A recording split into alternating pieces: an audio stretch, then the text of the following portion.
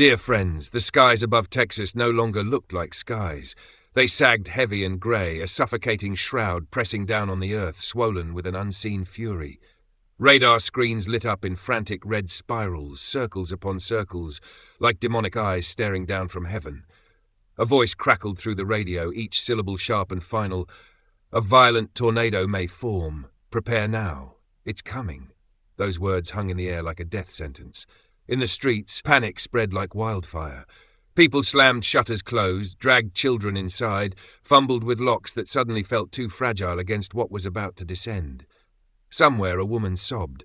Somewhere else a man muttered prayers between clenched teeth. The first raindrops fell heavy, metallic, smashing onto roofs like artillery shells. Lightning carved the horizon open, white-hot blades slicing through the darkness, illuminating monstrous, rotating clouds overhead.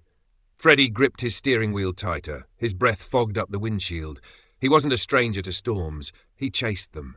But what he saw on the radar, what he felt vibrating through the atmosphere, was beyond anything he had ever faced. God help us. This one's alive, he whispered. And then silence. A silence so deep it was terrifying. The wind stopped. The rain paused. Even the cicadas and birds seemed to vanish. Freddie froze, knowing exactly what that silence meant. It was not peace. It was a predator holding its breath. And then, like the cracking of the earth itself, boom! The sound shook his bones. A funnel began to descend, a monstrous rope of clouds spinning faster and faster until it touched the ground with a violent roar. The storm had given birth, and what it birthed was no storm at all. It was a beast, and it was hungry. The tornado screamed to life with a howl that was not wind but something alive.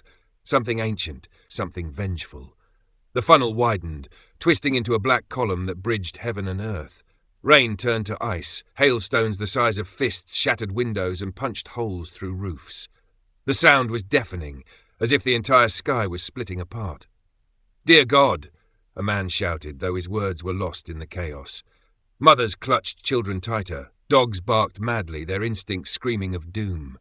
Sirens wailed, blending with the roar of the monster until all became one terrible symphony of annihilation. Freddie's truck shook violently as he edged closer, windshield wipers flailing against the torrent. His heart pounded. He could see it now. This wasn't just wind. This was something unnatural, a living vortex. It moved with purpose. It hunted. On the horizon, houses exploded into splinters. Roofs tore away like paper. Cars spun helplessly in the air before crashing down in twisted heaps. A massive oak tree, centuries old, was ripped from the ground, roots dangling like torn veins. Freddie gasped as lightning illuminated the funnel. Inside the whirling mass were beams, doors, shards of people's lives spinning like toys. He pressed record on his camera, hands trembling. This is insane, he muttered, voice half awe, half terror. This is death itself. The tornado slammed into a farmhouse. In an instant, the walls disintegrated, furniture hurled skyward. A scream pierced through the roar, then cut short as debris swallowed it. Freddie's stomach turned. He wanted to look away, but couldn't. The beast roared louder, bearing down on the small town of Anson. Streets vanished under hail and rain. Power lines sparked and snapped like whips.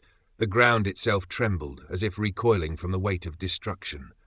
Then, with a horrifying lunge, the tornado completed its descent. No longer forming, no longer threatening, it had fully arrived. And it was merciless. In a small house on the edge of town, the Lambert family felt the world collapsing around them. Casey held Lane, 7, and Ally 4 against her chest. Her arms trembled as much as their little bodies. Wes, her husband, stood frozen at the window, his face lit by flashes of lightning. His voice was barely a whisper. "It's coming straight for us." The house shuddered violently as wind slammed into it, windows rattling in their frames.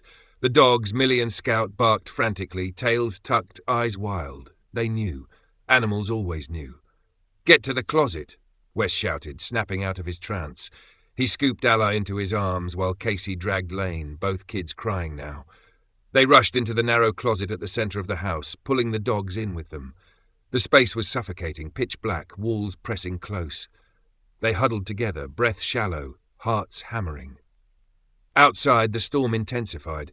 The roar grew closer, louder, until it no longer sounded like weather, but a freight train barreling through their bones. The roof groaned. nails ripping free. A window shattered, glass sprayed across the floor. Casey pressed her hands over her children's ears. "Don't listen. Don't be afraid. Mommy's here." Then came the shift. A sound so deep it vibrated in their skulls. The tornado wasn't passing nearby.